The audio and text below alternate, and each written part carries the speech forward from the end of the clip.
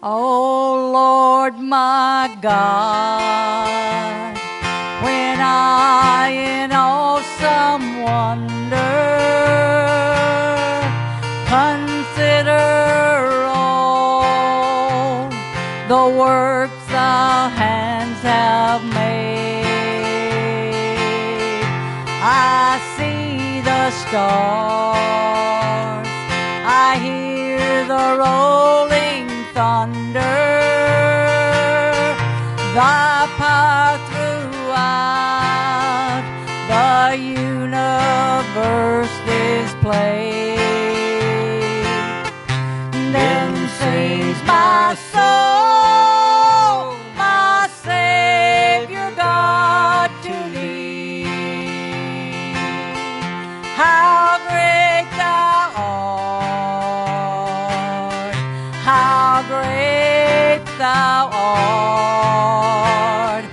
Then sings my soul, my Savior God, to thee. How great thou art, how great thou art. When through the woods and forest glades I wander and hear the birds sing softly in the trees, when I look down from lofty mountain lander and hear the brook and feel the gentle breeze, then sings my soul, my Savior God, to thee.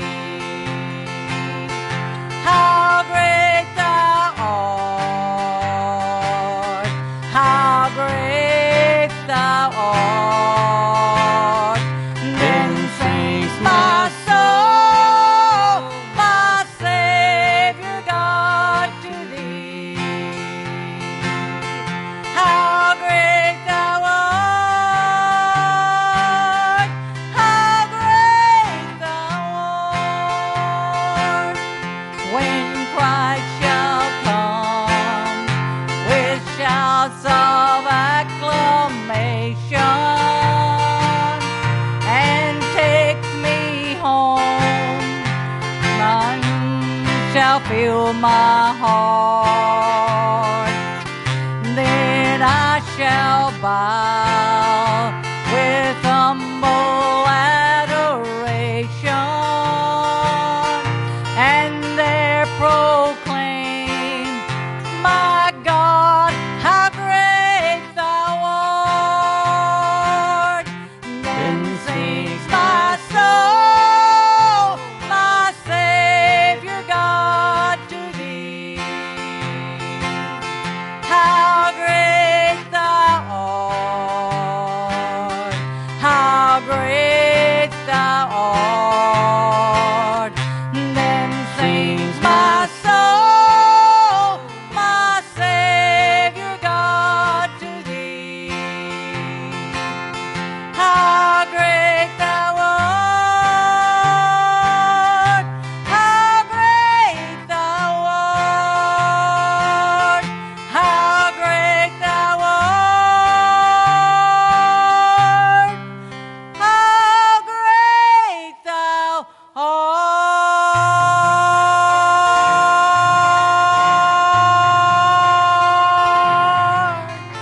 All right. Thank you very much. I stood there in wonder how to earn my way. Looks like you're guilty. Now what do you say? I spoke up, Your Honor. I have no defense, but that's when mercy walked in. Mercy walked in and pleaded my case, called to the stand God's saving grace. The blood was presented that covered my sin, forgiven when mercy walked in. I stood there and wondered just how this could be, that someone so guilty had just been set free. My chains, they were broken, I felt born again the moment that mercy walked in. Mercy walked in and pleaded my case, called to the stand God's saving grace. The blood was presented that covered my sin, forgiven when mercy walked in. The blood was presented that covered my sin. The moment that mercy walked in.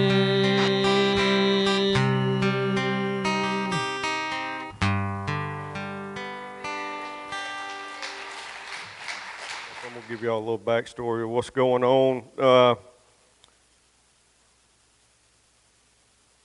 Right here in 37, it's about King Zedekiah and King Nebuchadnezzar with the Babylonian army, and Jeremiah is trying to tell King Zedekiah what's going to happen, you know, what the Lord's going to do. He's going to send the Babylonian army in there, and they're going to pretty much just destroy Jerusalem. It's just chaos.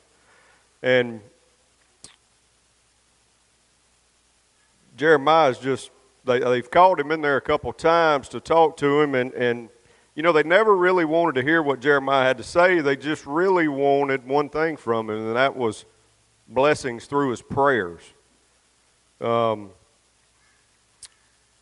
just wanted something for nothing. Have you ever been there where you just want something but it doesn't cost you anything? You don't have to work to get it? Well, see, God doesn't work like that. We shouldn't expect him to.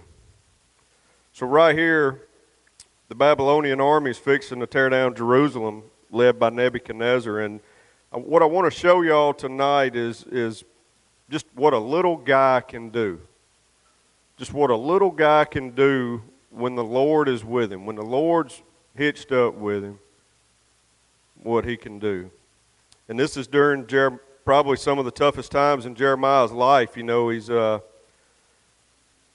God demonstrated the power by providing help from an unexpected person.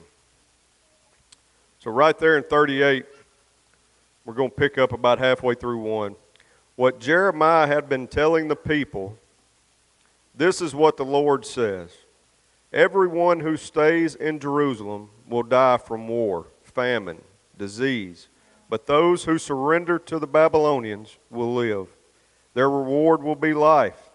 They will live. The Lord also says the city of Jerusalem will certainly be handed over to the army of the king of Babylon, who will capture it. So the officials went to the king and said, "Sir, this man must die." That kind of talk will undermine the morale of the few fighting men we have left, as well as that of all the people. This man is a traitor. King Zedekiah agreed. "All right," he said, "do as you like. I can't stop you."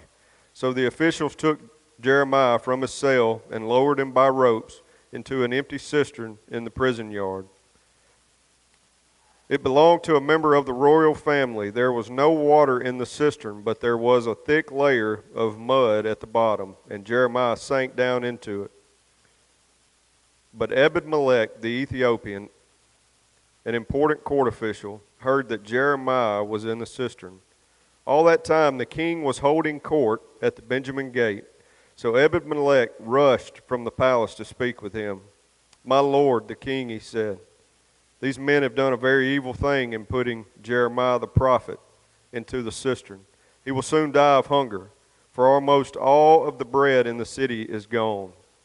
So the king told Ebed, "Take 30 of my men with you, and pull Jeremiah out of the cistern before he dies." So Ebed-Melech took the men with him and went to a room in the palace beneath the treasury, where he found some old rags and discarded clothing. He carried these to the cistern and lowered them to Jeremiah on a rope. Ebed-Melech called down to Jeremiah, "Put these rags under your armpits to protect you from the ropes." Then when Jeremiah was ready, they pulled him out. So Jeremiah was returned to the courtyard of the guard, the palace prison, where he remained. And turn right there to 39:15. 39:15. The Lord had given the following message to Jeremiah while he was still in prison. "Say to Ebed-Melech the Ethiopian, this is what the Lord of heaven's armies, the God of Israel, says, I will do to this city everything I have threatened. I will send disaster, not prosperity. You will see its destruction, but I will rescue you from those you fear so much, because you trusted me.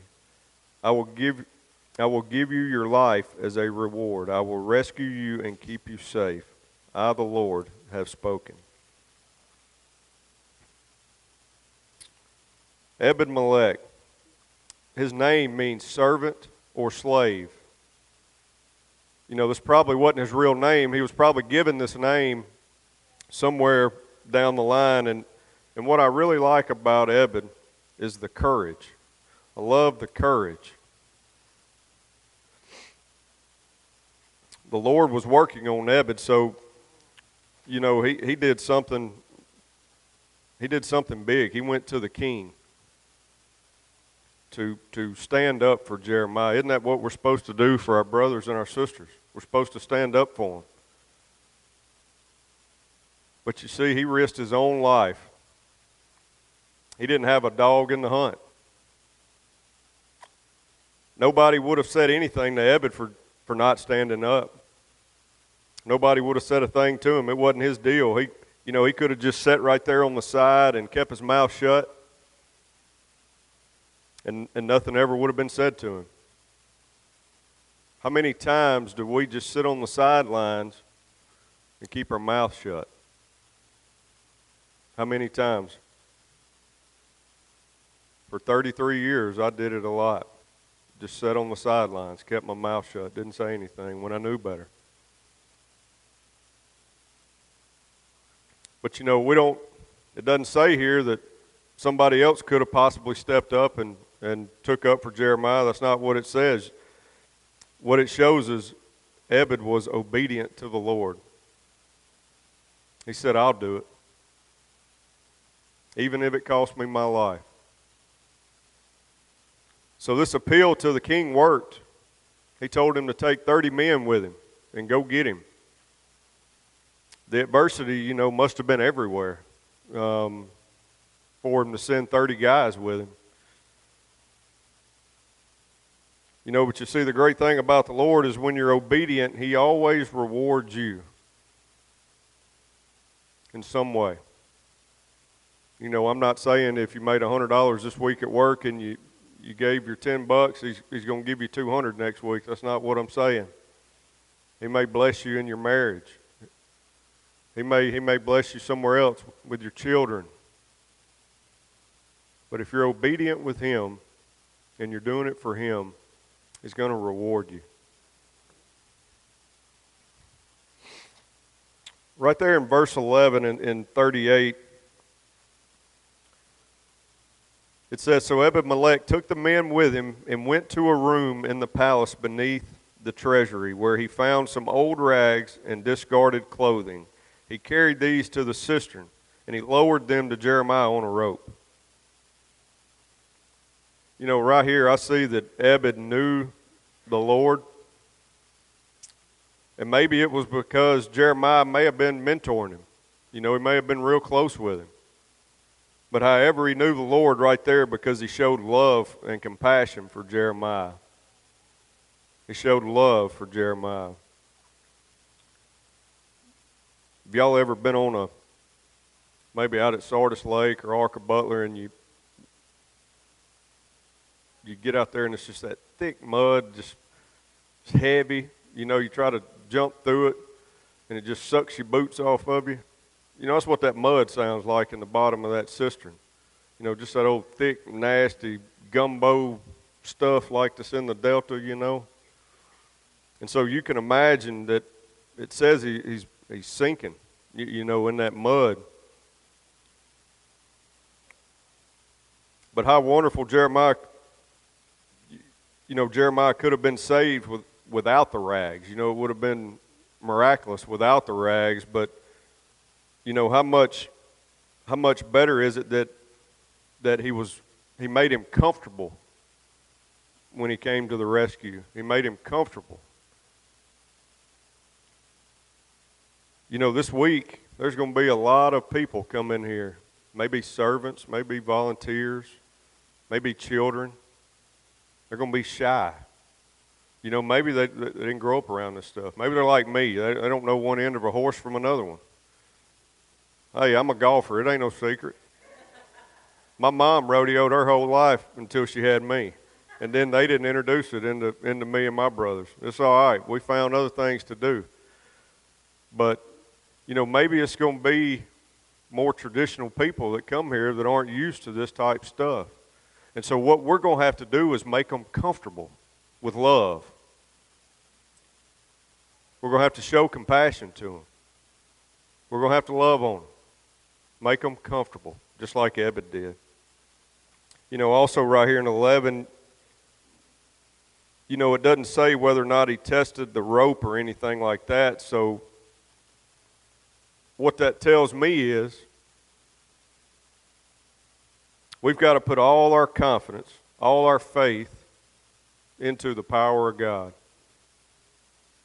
He didn't know if the rope was strong enough or not, but he trusted God was going to make that rope strong enough when he pulled him up out of there.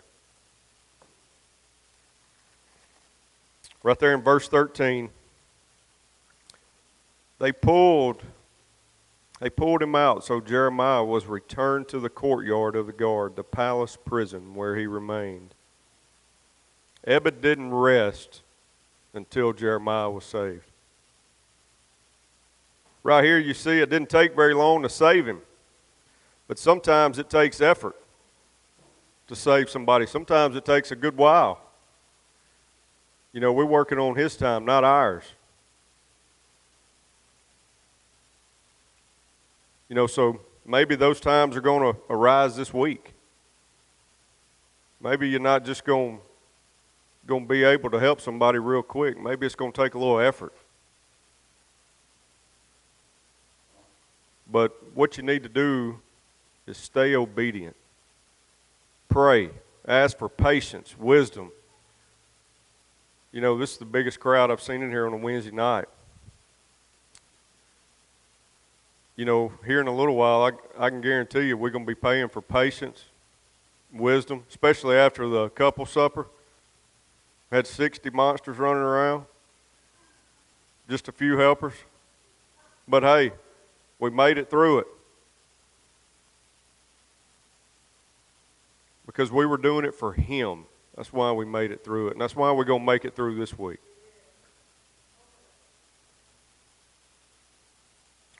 So guys, I'm going to wrap up with this, and then Russ is going to get up here. But you saw right there in 39 with Ebed when the Lord blessed him. He spared his life when Jerusalem was destroyed.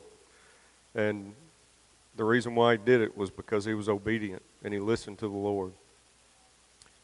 Whatever spot you find yourself in this week, continually ask him to provide. Continually ask Him to provide and respond to the needs that are put in front of you. You know, the other night in that leadership meeting, Woody couldn't tell you everything that's going to rise this week. We don't know. But we know that He's going to guide us through it. And remember, much like Abbott or Peter jumping out of the boat, you know, we talk about that a lot, how God provides. And what better way to just jump on into it? If you got a little fear in you, it's okay. You know, the ones that are going to be helping that maybe aren't used to helping around here. Hey, it's all right. We've been praying for you, and we're glad that you're hitting it head on. But just know that I don't think it's any better way to do it than jump straight off in it. Because if you got Him leading the way, you're gonna make it. You're gonna make it. Jeremiah 32:26-27 says this. I'll read this to you real quick. It's about one of my favorite verses.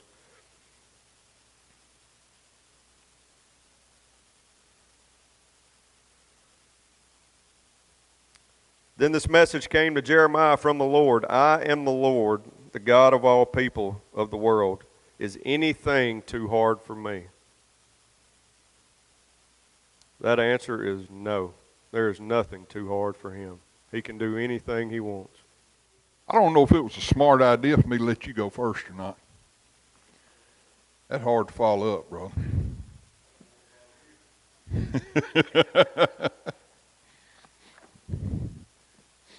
Mine's going to be a lot shorter and probably a lot simpler. But if you have your Bibles, turn over to Galatians chapter 6. We're going to look at a couple of verses there.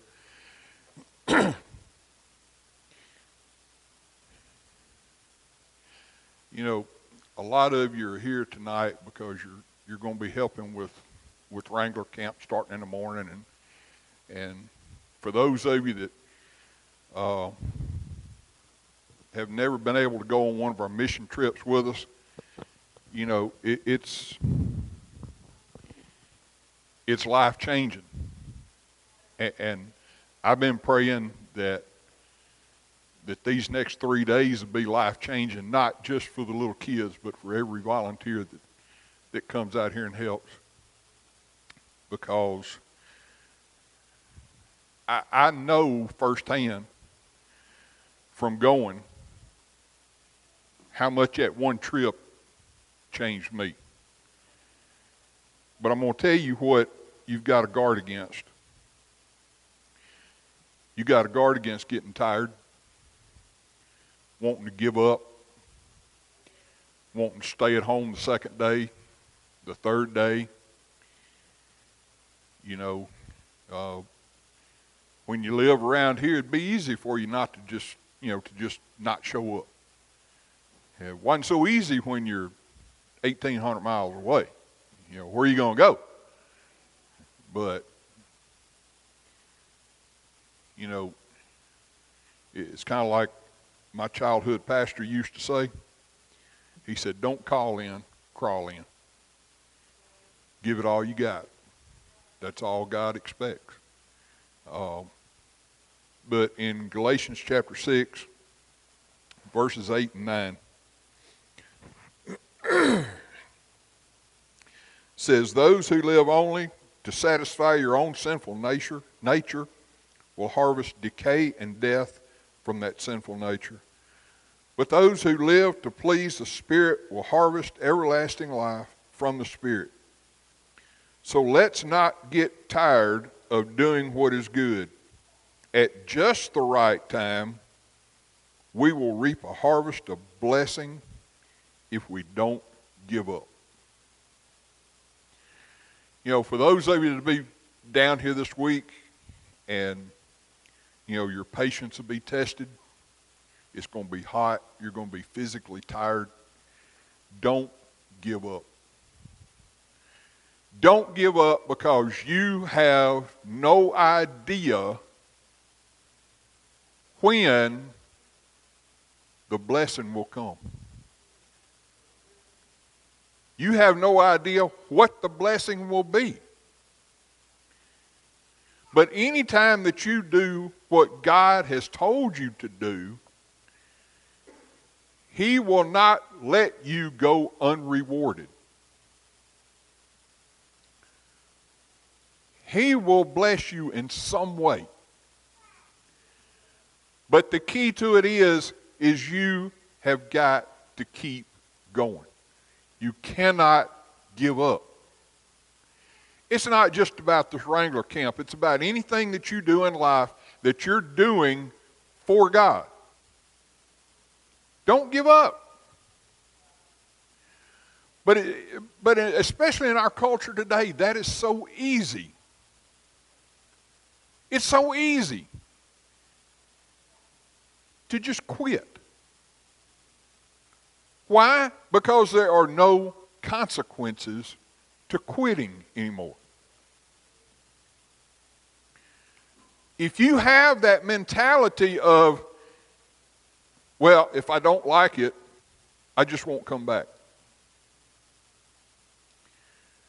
If you're going in with that mentality, I'm just telling you now, and this is going to be kind of blunt, and I'm not talking about just camp. I'm talking about anything. If that's your attitude, then you're better to stay at home anyway. Because your mind has already programmed you to quit. Your mind has already decided to quit. And God is not going to bless a quitter. But Isaiah told us not to grow weary, not to get tired of doing God's will. I don't care if you're talking about Wrangler camp with the kids, or teaching a class, or serving food, or working on the building. It doesn't matter. It's whatever God has told you to do. That's God's will for you. And God don't want you to give up. You may be lonely. You may be the only one. You may get frustrated when nobody else seems to care. And you just want to go Western on somebody sometime.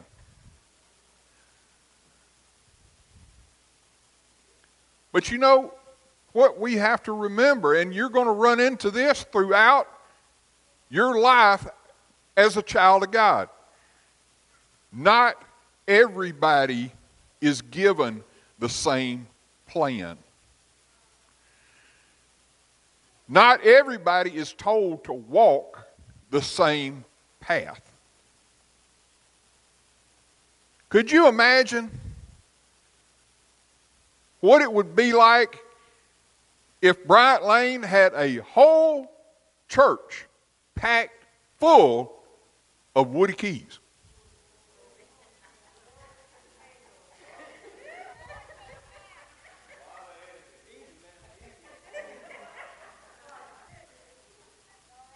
Everybody has their own calling. Everybody has their own path to walk. God's will for you is not the same as it is for me. Keep that in mind. So don't get frustrated when maybe I'm not as excited about something that God has shown you as you are. Don't blame me when I don't get excited when somebody asks me to keep the nursery. I don't know what to do because they're not old enough to use a hot shot on yet.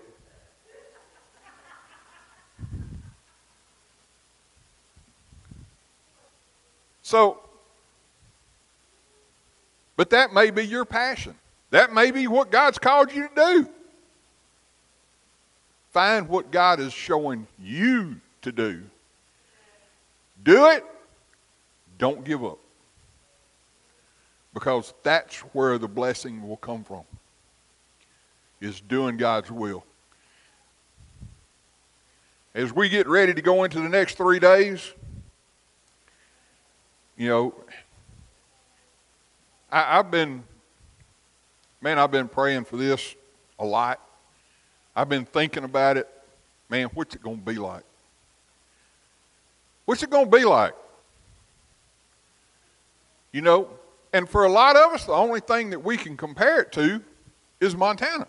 But it's not going to be like that. Just like the ones that have been to Montana twice, the second trip wasn't exactly like the first trip. This is going to be different than anything that we've experienced, no matter what we have experienced. But I'll tell you one thing that we have got to get into our heads. We have got to do this. Just like Keith said, we have got to show the face of Jesus to everybody that comes through that gate. Whether they are going to church, whether they have never been to church, whether they are your kids, whether they are your grandkids, your neighbor's kids. Always be thinking about how God or how Jesus would treat somebody. I've been saying this for the last few weeks. Anything we need to know is right here. If you don't know how to handle a situation, that's what Woody, no. No, seriously. You're going to be scratching your head this week, wondering, what do I do now? How do I handle this?